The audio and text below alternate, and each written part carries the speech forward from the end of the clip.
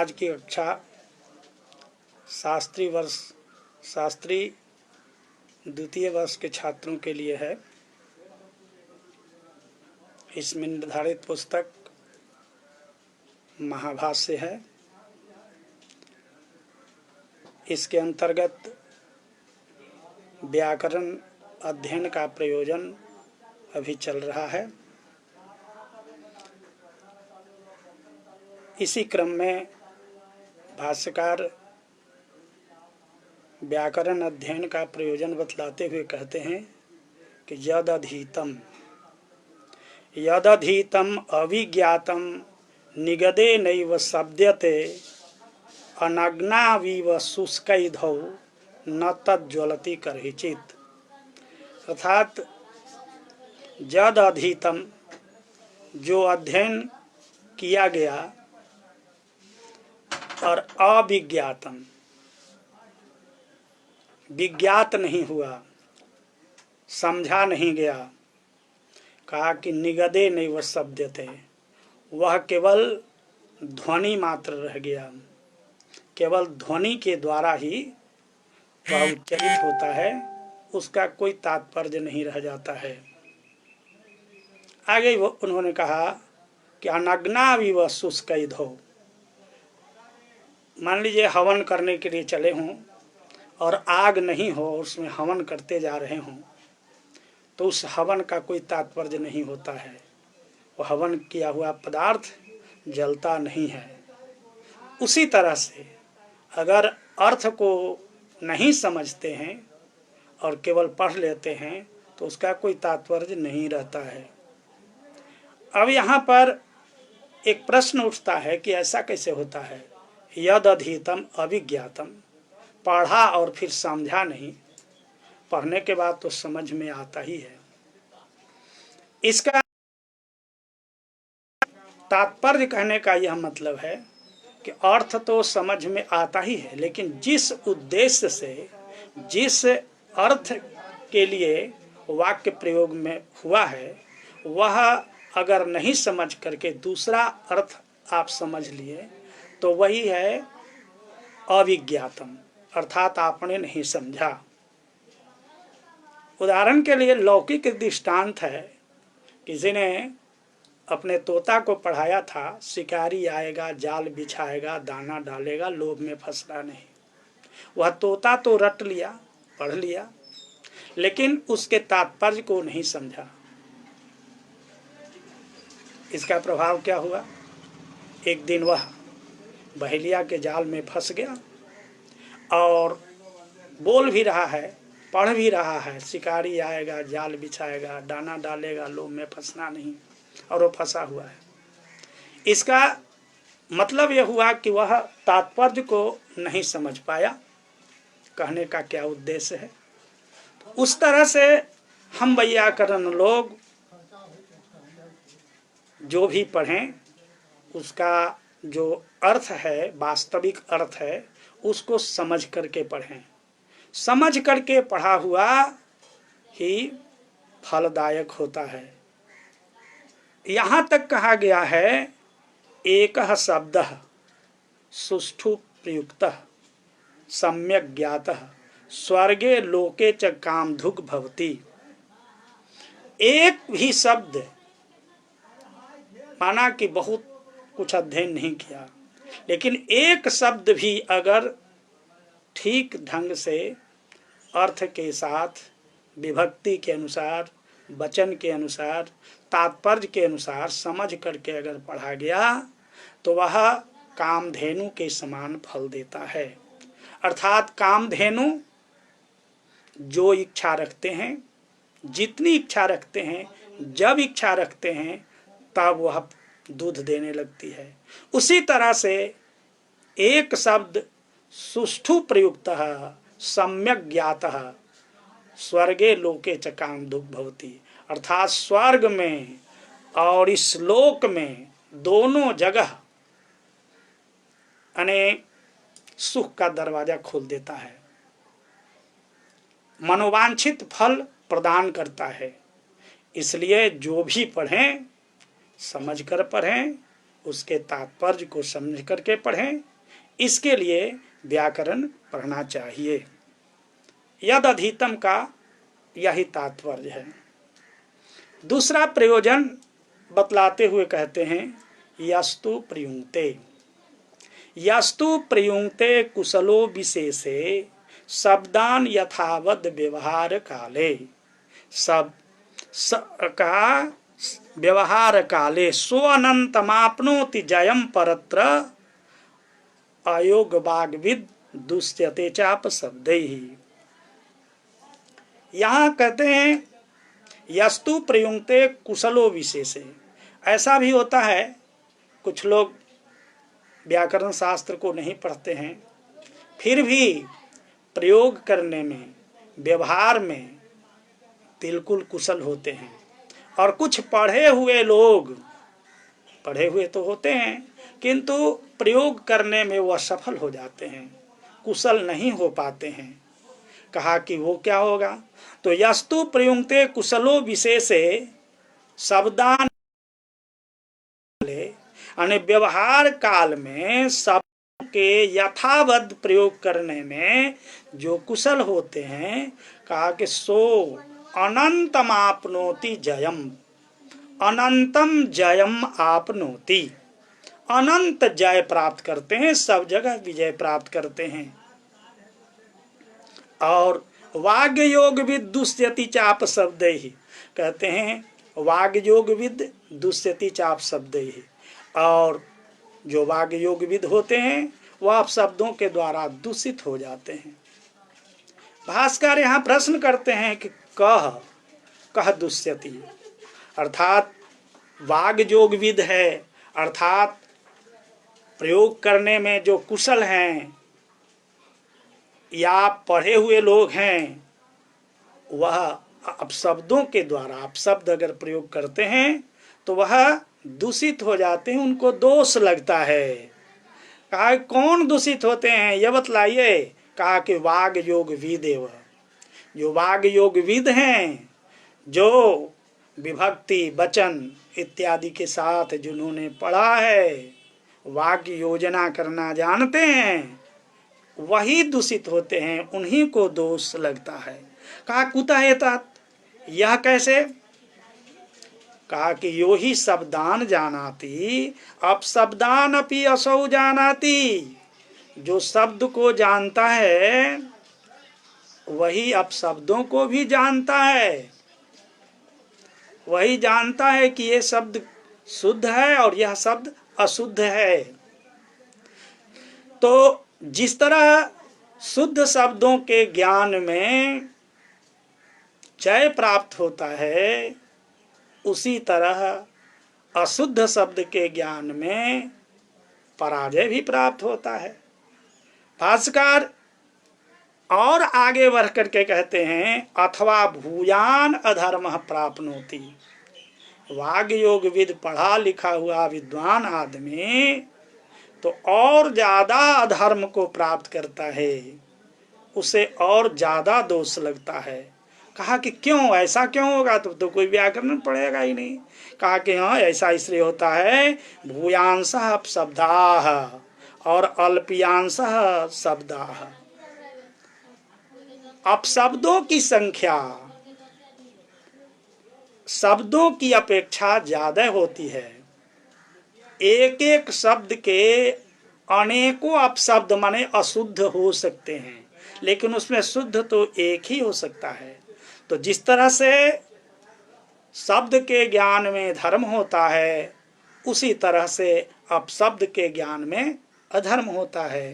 तो वो और ज्यादा अधर्म को प्राप्त करेंगे। एक उदाहरण देते हुए कहते हैं तद यथा गौ इत्यस्य गावी गोनी तालिका इत्येवं आदयो अपभ्रंशाः। गौ एक शुद्ध शब्द है गौ, किंतु इसके अशुद्ध शब्द कितने हैं? गावी है, गोनी है, गोता है, गपोतोलिका है। तो जो गौ को जानता है कि गौ शुद्ध है और इसके अतिरिक्त गावी गोनी गपोतोलिका अशुद्ध है, वो भी तो अशुद्ध को भी तो वही जानता है। के ज्ञान में अगर धर्म प्राप्त होता है तो अशुद्ध शब्दों के ज्ञान में अधर्म भी प्राप्त होगा। इसलिए वह और ज्यादा दूषित होते हैं। अथ अब पुनः अथ यो अयोगवागविद, और जो नहीं है ऐसे ही प्रयोग करने में कुशल है, व्याकरण नहीं पढ़ा है, विभक्ति वचन वगैरह नहीं जानता है कि एक वचन है कि द्विवचन है कि बहुवचन है, लेकिन प्रयोग करता है शुद्ध, उसका क्या होगा? जो अयोग वाग्विद है, वाग योजना नहीं जानता है, कहा कि अज्ञानम तस्य शरणम, उसके लिए तो अज्ञान शरण हो जाएगा। कहते हैं अनजान सुनजान सदा कल्याण। यानी जो नहीं पढ़ा हुआ है वह अगर अपशब्द का प्रयोग करता है तो शरण हो जाता है, लेकिन पढ़ा हुआ विद्वान व्यक्ति अगर गलत प्रयोग करता है तो उसे दोष लगता है। पुनः भाष्यकार स्वयं आक्षेप करते हुए कहते हैं कि विषम उपन्यास, यह जो आपका जवाब है वह ठीक नहीं है, यह तर्क ठीक नहीं है। क्यों भाई? नास्ति अज्ञानम शरणम भवितुम अर्हति, क्योंकि अज्ञान उसका शरण नहीं हो सकता है।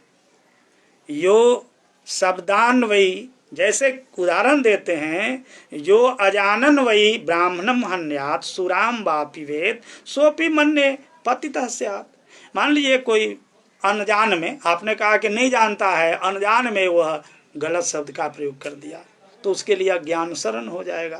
कहा कि नहीं नहीं ऐसा नहीं होना चाहिए, तर्क आपका ठीक नहीं है, क्योंकि अगर न जानता हुआ गलत से अगर किसी ने ब्राह्मण की हत्या कर दी या शराब पी लिया तो क्या वह पतित नहीं माना जाता है? उसको पाप नहीं लगता है?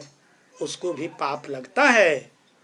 इसलिए आपका ये कहना कि अनजान में न जानता हुआ वह शब्द का प्रयोग किया तो उसको अज्ञान शरण हो जाएगा, उसके लिए माफ कर दिया जाएगा, ऐसी बातें नहीं है। एवं तरही सो अनंतमाप्नोति जयम परत्र वाग योग विदुष्यति चाप शब्द ही। कहते हैं कि ये जो पंक्ति है कि जो वाग योग विद होता है आप शब्दों के द्वारा दूषित होता है, इसका क्या तात्पर्य होगा? तो पुनः बतलाते हैं, अयोग वाग एवं दूषित वाग योग विद नहीं होगा। पढ़ा लिखा हुआ विद्वान को दोष नहीं रहेगा, जो हुआ व्यक्ति है उसी को दोष लगेगा। अवाग योग विद एवं दुष्यति यो ही अथ यो वाग योग विद विज्ञानम तस्य शरण।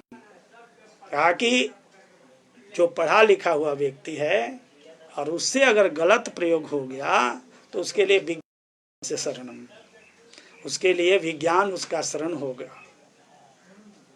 अज्ञान शरण जो आप कह रहे हैं वो नहीं होगा। पढ़ा लिखा हुआ व्यक्ति के लिए मान लीजिए गलत कहीं प्रयोग में आ गया तो उससे जैसे विज्ञानम शरणम, विज्ञान उसका शरण हो जाएगा। कहते हैं कि भाई ये आप जवाब देते हैं, ये कहाँ आपने पढ़ा है, ये कहाँ का उदाहरण है? आप कैसे कह रहे हैं कि पढ़ा लिखा हुआ व्यक्ति से अगर दोष हो जाता है तो उसका विज्ञान उसका शरण हो जाता है? कहते हैं कि हाँ पढ़ा है, भ्राजा नाम श्लोका, भ्राजा नामक श्लोक है, उसमें ऐसा वर्णन किया गया है। कहते किम भो प्रमाणम, क्या श्लोक भी प्रमाण होता है? वेदा प्रमाणम, वेद प्रमाण होते हैं, श्लोका भी प्रमाणम। ये तो मैं अभी सुन रहा हूँ, क्या श्लोक भी प्रमाण होता है? अगर श्लोक प्रमाण होता है तब तो यह श्लोक भी प्रमाण होगा। यदि प्रमाणम अयमपि प्रमाणम भवितुमर्हति, तब यह श्लोक भी प्रमाण हो सकता है। कौन श्लोक है भाई? तो कहते हैं यदुम्बर वर्णानाम घटिनाम मंडलम महत् पीतम न गमयेत स्वर्गम किम तत् क्रतुगतम नयेत। एक श्लोक आया है, उसमें लिखा है यद उदुम्बर वर्णानाम घटिनाम मंडलम महत। जो उदुम्बर, उदुम्बर गुल्लर को कहते हैं, उसका दूध कैसा होता है? लाल होता है। तो उदुम्बर वर्णानाम माने लाल, गुल्लर के रस के समान लाल रंग का जो शराब होता है, उससे भरा हुआ घड़ा के घड़ा अगर कोई पीता है यज्ञगत पुरुष, तो कहा पीतम न गमयेत सर्गम, वो पीने वाला स्वर्ग कभी नहीं जा सकता है।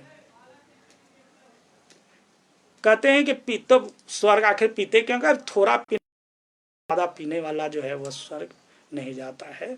देवता लोग सुरापान करते थे, तो वह दवा के रूप में, चाहे वो थोड़ा पीता है, लेकिन घड़ा के घड़ा यहाँ पी गया तो वो दोष लगेगा, वो स्वर्ग नहीं जाएगा, उसे पाप लगेगा। कहा कि तब तो यह श्लोक भी प्रमाण होना चाहिए। तो कहा कि नहीं, प्रमत्त गीता है ऐसा जद भवतः, यह जो है प्रमद गीत है, अर्थात प्रमद गीत माने प्रमादकों का यह कथन है।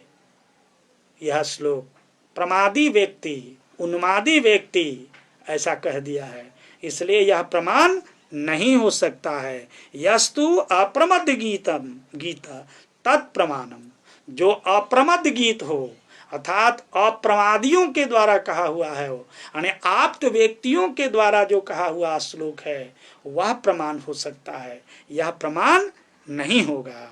इसलिए अने जो श्लोक आप्त अर्थात ऋषि महर्षियों के द्वारा कहा हुआ है वह प्रमाण हो सकता है, और सामान्य रूप से जो कहा हुआ है वह प्रमाण नहीं होगा।